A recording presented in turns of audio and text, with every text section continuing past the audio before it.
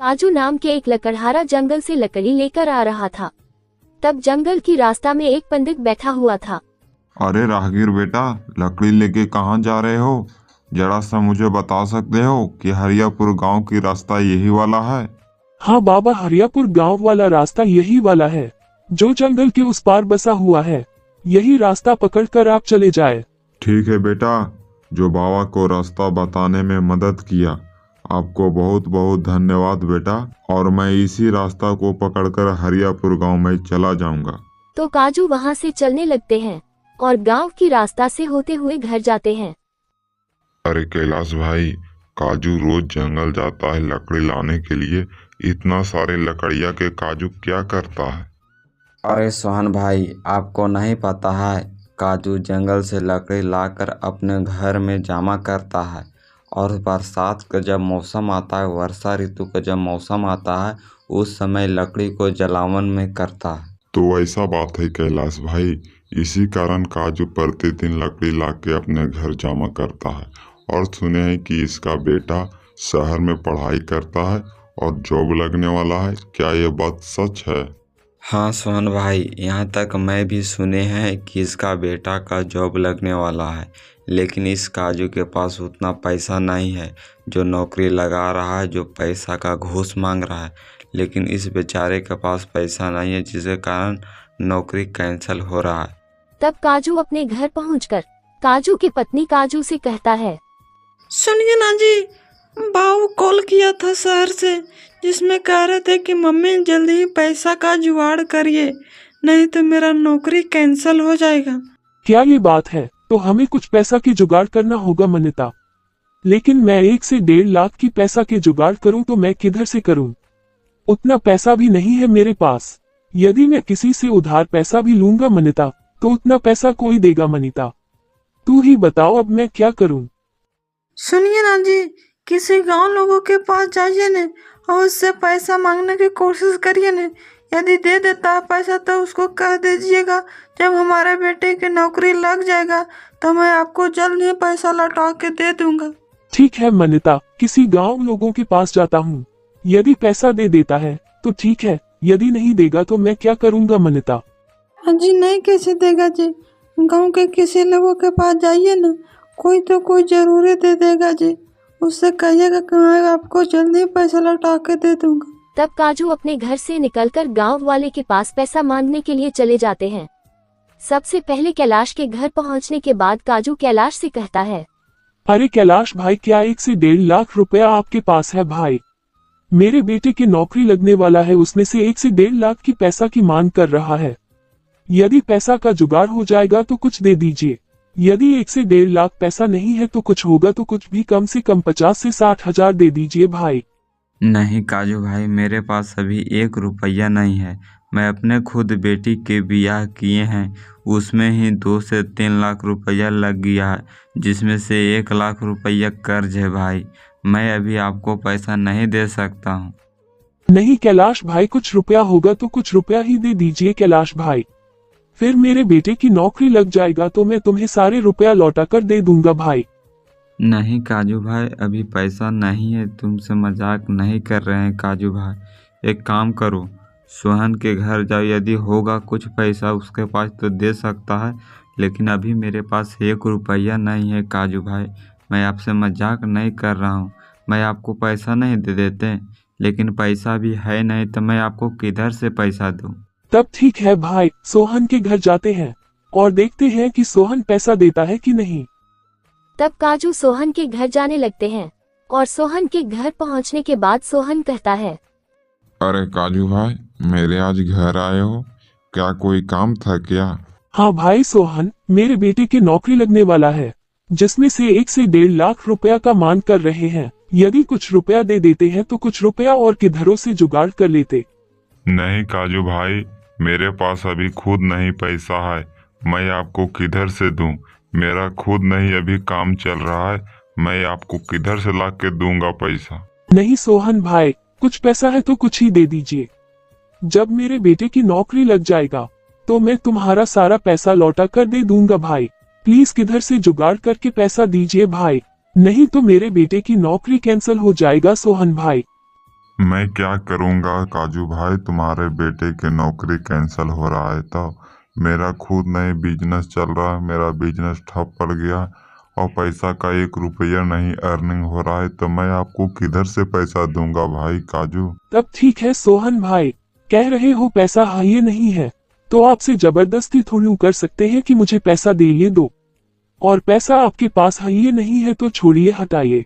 पैसा नहीं मिलने पर काजू अपने घर जाने लगते हैं। काजू घर पहुंचने के बाद काजू का पत्नी काजू से कहता है, क्या हुआ जी, कोई गांव वाले पैसा दिया कि नहीं दिया? नहीं मनीता, कोई नहीं पैसा दिया। मैं सबसे पहले कैलाश के घर पैसा मांगने के लिए गए, लेकिन कैलाश ने कहा कि अभी मेरे पास पैसा नहीं है काजू। मैं अपने बेटी के विवाह किए हैं, उसमें मेरा पैसा सब खत्म हो गया है और कर्ज है, मैं तुम्हें पैसा नहीं दे पाऊंगा। और फिर सोहन के घर गए, तब सोहन ने कहा कि अभी मेरे पास पैसा नहीं है काजू, मेरे अपने बिजनेस ठप पड़ा हुआ है जो मेरे पास अभी पैसा नहीं है, मैं पैसा अभी नहीं दूं पाऊंगा काजू से कह रहा था मनीता। क्या करिएगा जी, कोई गांव वाले पैसा नहीं दिया, अब हमारे बेटे की नौकरी कैंसिल हो जाएगा। अब छोड़ो मनीता, टेंशन मत लो, जे होगा वह देखा जाएगा। भाग में हमारे बेटे के नौकरी लिखा रहेगा तो नौकरी होगा, नहीं लिखा रहेगा तो नहीं होगा। टेंशन लेने से कोई चीज नहीं मिलता है मनीता। अब मैं कल काम करने के लिए जाऊंगा, देखते हैं कोई अच्छा पैसा मिलने वाले काम मिल जाता है तो ठीक है। तब सुबह हो जाता है और काजू काम खोजने के लिए घर से चले जाते हैं। अब मैं क्या करूं, इतने सारे सामान मंगरू भाई के घर पहुंचाना है, लेकिन कोई मजदूर मुझे नहीं मिल रहा है। मैं अब क्या करूंगा, मंगरू भाई काफ़ी मुझे ज़्यादा मुझ पर बोलेगा। कोई मजदूर मुझे ढूंढना होगा मंगरू भाई के दुकान तक पहुंचाने के लिए। तब इस सेठ के गोदाम पर काजू काम खोजने के लिए पहुंचता है। ओ भाई, मेरे एक मजदूर की ज़रूरत है, क्या मेरे पास काम करोगे? इस ठेले को मंगरू के दुकान तक पहुंचाना होगा आपको, उसके बदले आपको 500 रुपया मिलेगा। क्या ये काम करेगा भाई? तब काजू कुछ समय तक सोचने लगता है। चलो मैं ये वाला काम कर लेता हूँ, ऐसो भी तो ये इस ठेले वाले सामान को पहुँचाना ही ने तो है। हाँ सेठ भाई, ये वाला काम हम करेंगे, सिर्फ मंगरू की दुकान तक ने ही पहुँचाना है, तब मैं ये वाला काम कर देंगे सेठ भाई। तो ठीक है, इस ठेले पर लादे हुए सामान को मंगरू भाई के दुकान तक पहुंचा दो, पहुंचा के आओ, उसके बाद तुम मुझे से नगद 500 रुपया ले लेना। तब काजू ठेला पर लादा हुआ सामान लेकर मंगरू के दुकान पर ले जाने लगते हैं। रास्ते में लेके जाते जाते काजू को जंगल वाले पंडित मिल जाते हैं। तब पंडित बाबा रुककर काजू से कहने लगते हैं, अरे बेटा, ठेला लेके कहाँ जा रहे हो और तुम बहुत परेशान लग रहे हो?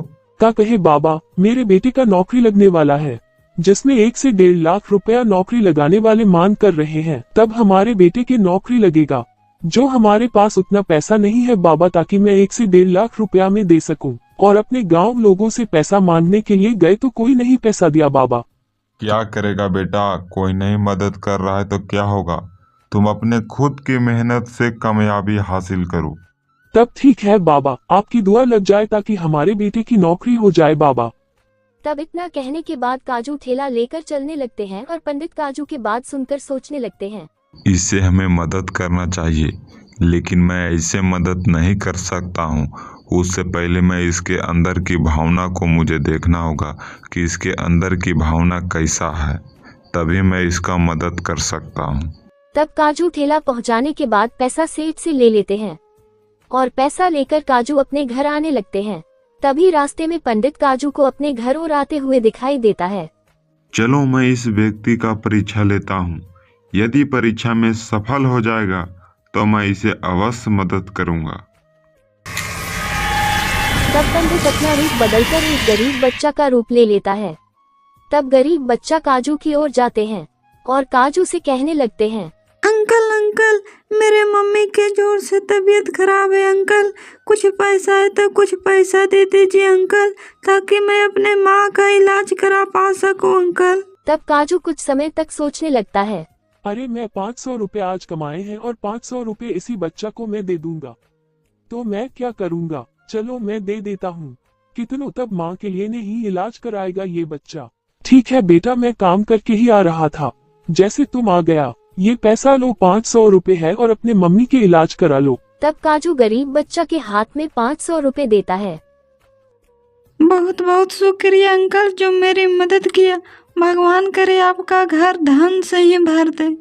तब गरीब बच्चा पैसा लेकर वहाँ से दौड़कर जाने लगते हैं। तब गरीब बच्चा अपना रूप बदलकर पंडित बाबा के रूप में आ जाता है। तुम अच्छे स्वभाव के हो बच्चे, मैं तुम्हारी मदद जरूर करूंगा। तब पंडित बाबा जिस रास्ते से काजू आ रहा था उसी रास्ते पर बहुत सारे पैसा जादू से लाकर रख दिया और पंडित बाबा वहाँ से चला जाता है। जाओ बेटे, अपने बच्चे की नौकरी जरूर लगाना। तब काजू रास्ते में जा रहा होता तो उसे अचानक पैसा पर ध्यान पड़ता है। तब पैसा को काजू उठाता है और कहता है, अरे इतना सारे पैसा रास्ता पर कौन गिरा कि कौन जा सकता है। जरूर भगवान मेरा परीक्षा ले रहा था।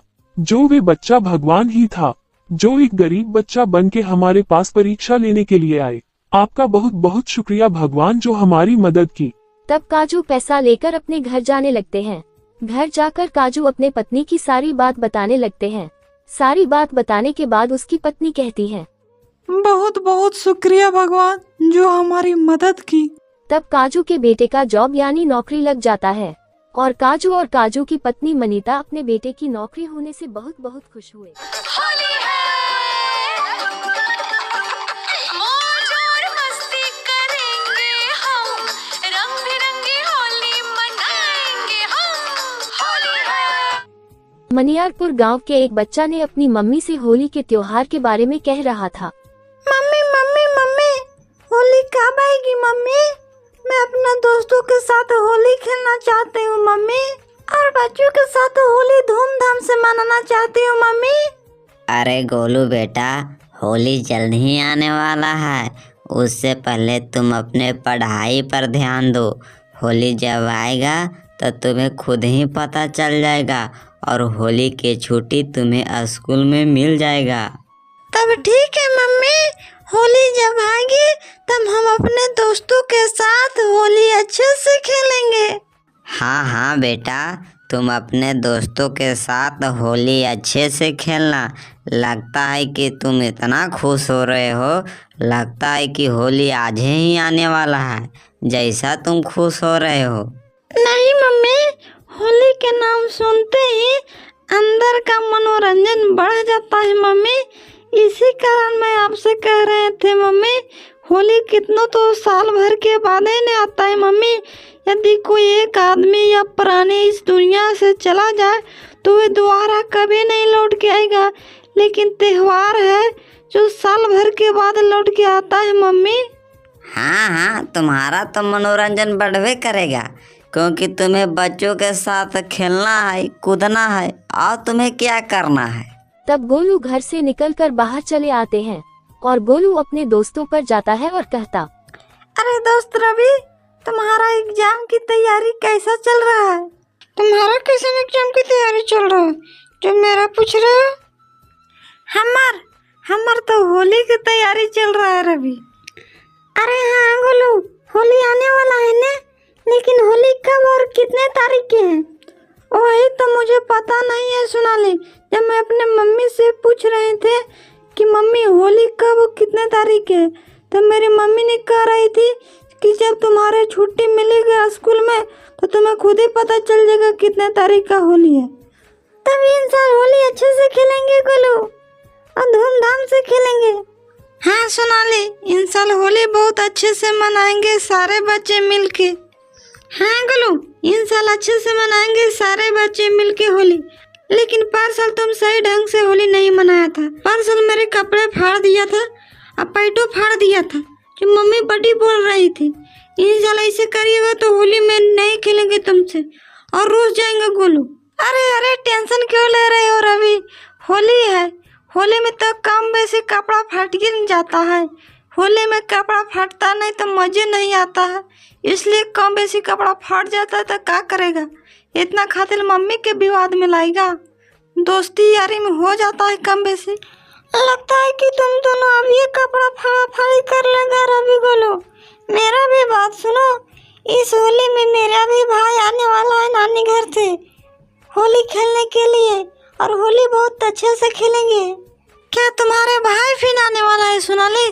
तो होली और मजेदार हो जाएगा और होली खूब अच्छे से खेलेंगे हम लोग। तब तक मैं जा रहा हूँ घर, मेरे मम्मी बुला रही होगी। तब गोलू घर जाने लगते हैं। 10 दिन के बाद होली आ जाता है और सोनाली के घर में उसके भाई पीयूष भी आ जाता है होली खेलने के लिए। अरे पीयूष बेटा, तुम्हारे लिए कौन सा रंग लेके आए होली खेलने के लिए? मम्मी, मेरे लिए तो लीले बंदर रंग लेके आइएगा, जो मैं अपने दोस्तों के लगाऊं।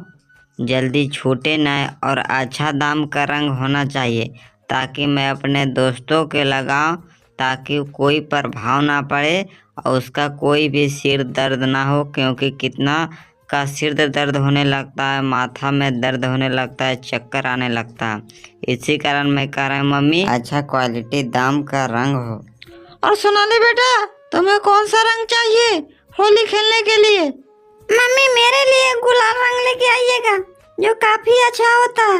वही रंग हम अपने दोस्तों के लगाएंगे और 2 पिचकारी ले आइएगा रंग खेलने के लिए। तब रवि गोलू बात कर रहा होता है। तभी वहाँ पर पीयूष जाता है और रवि गोलू से कहता है, कारा भी गोलू भाई, तुम लोग कैसे हो और तुम लोग की पढ़ाई कैसा चल रहा है? सब कुछ ठीक चल रहा है ने? हाँ पीयूष भाई, हम लोग की पढ़ाई लिखाई ठीक चल रहा है। अभी होली की तैयारी चल रहा है और तुम आ गया नानी घर से होली खेलने के लिए, तो तुम भी होली की तैयारी करना शुरू कर दो और हम लोग के साथ होली खेलो। हाँ गोलू भाई, अब होली की ही तैयारी चलेगा। मैं अपने मम्मी के कह दिए हैं रंग लाने के लिए, अब मार्केट जाएगा और रंग लेके आएगी मेरी मम्मी।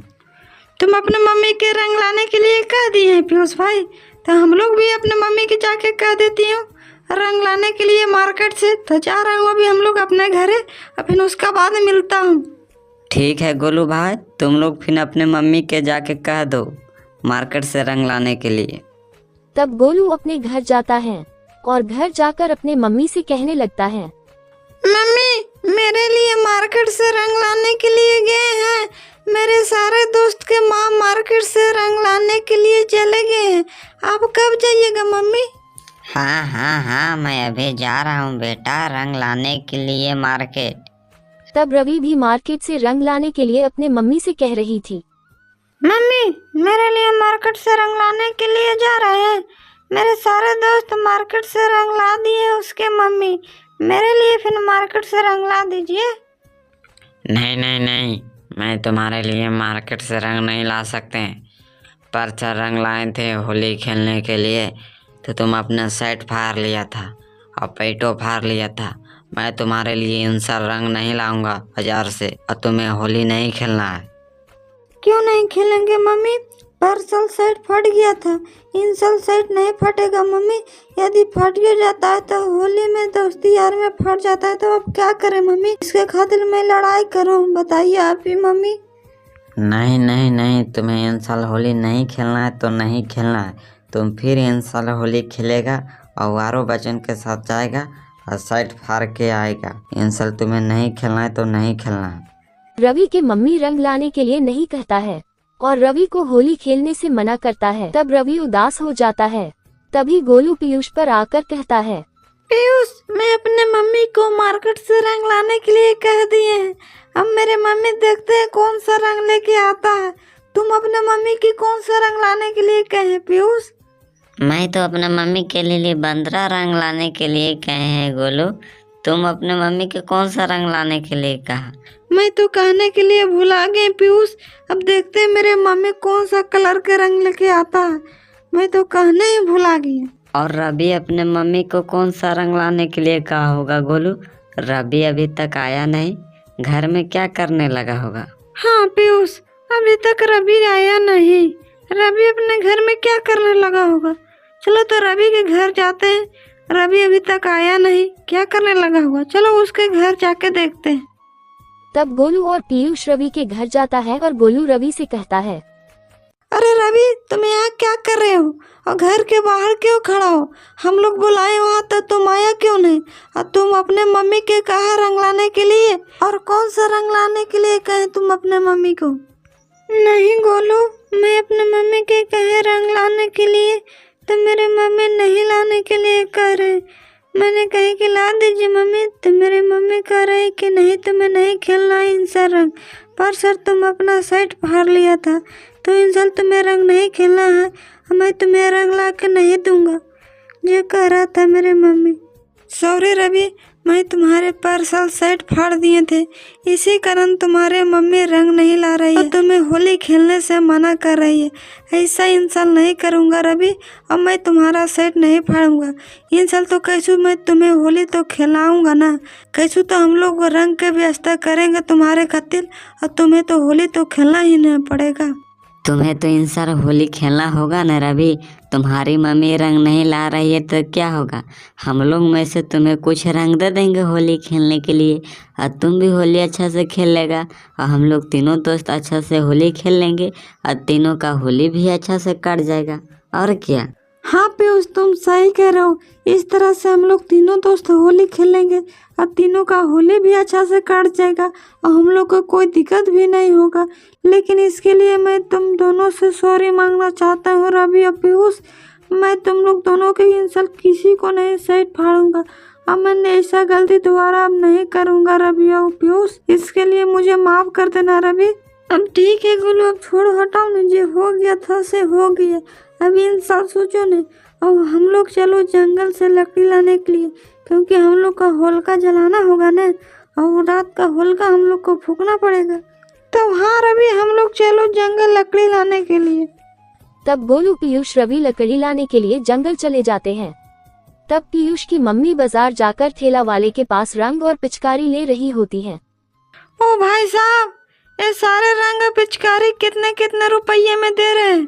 देखिए बहन जी, वे वाले पिचकारी जो है 50 रुपये के है, और वे वाला पिचकारी 40 रुपये का है, और ये सारे रंग है 10-10 रुपये के। जो रंग आपको पसंद है वे रंग आप ले सकते हो, जो 10 रुपये के 100 ग्राम आपको मिलेगा।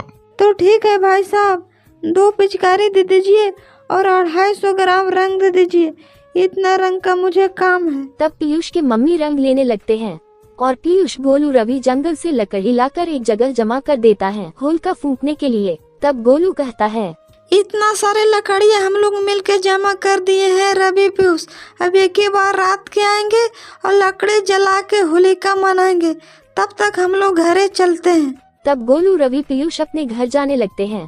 पीयूष अपने घर जा रहा होता तभी रास्ता पर ऑटम टोटम किया रहता है और उसे पीयूष लाद कर पार कर जाता है।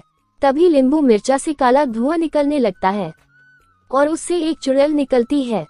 हा, मैं फिर से आजाद हो गया, फिर से मेरा शासन आ गया। हा। तब गोलू घर पर पहुंचकर अपने मम्मी से कहती है, मम्मी मेरे लिए रंग और पिचकारी बाजार से लेके आए हैं। हाँ बेटा, तुम्हारे लिए रंग और पिचकारी बाजार से लेके चल आए हैं। रात के 12 बजे गांव के बच्चे और बड़े लोग मिलकर होलिका जलाने लगते हैं। तब सुबह हो जाता है और रवि गोलू होली का जश्न मनाने लगता है। गुब्बारे पिचकारी पानी और रंग, होली खेलेंगे हम इनके संग। होली है, होली है, मौज और मस्ती करेंगे हम, रंग बिरंगी होली मनाएंगे हम। होली है, होली है। नाचते नाचते गोलू रुककर सोनाली से कहती है, अरे सोनाली, तुम्हारा भाई नहीं आया होली खेलने के लिए? क्या पता काहे नहीं आया होली खेलने के लिए, हम भी नहीं जानते हैं, चलो घरे जाके देखते हैं। गोलू सलोनी रवि घर जाकर देखता है तो पीयूष के आंख लाल रहता है और उसके चेहरा पर रंग लगा था, जिससे पीयूष बहुत डरावना दिखाई दे रहा था।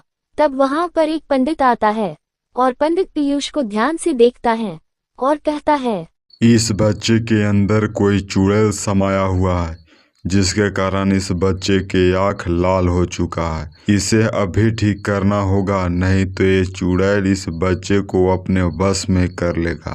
तब बाबा मंत्र पढ़ता है और पीयूष के आंख से काला धुआं निकलने लगता है और काला धुआं निकल के चुड़ैल बाहर चला जाता है और चुड़ैल पीयूष के शरीर से बाहर हो जाता है और पीयूष ठीक हो जाता है, लेकिन पीयूष होली नहीं खेल पाता है।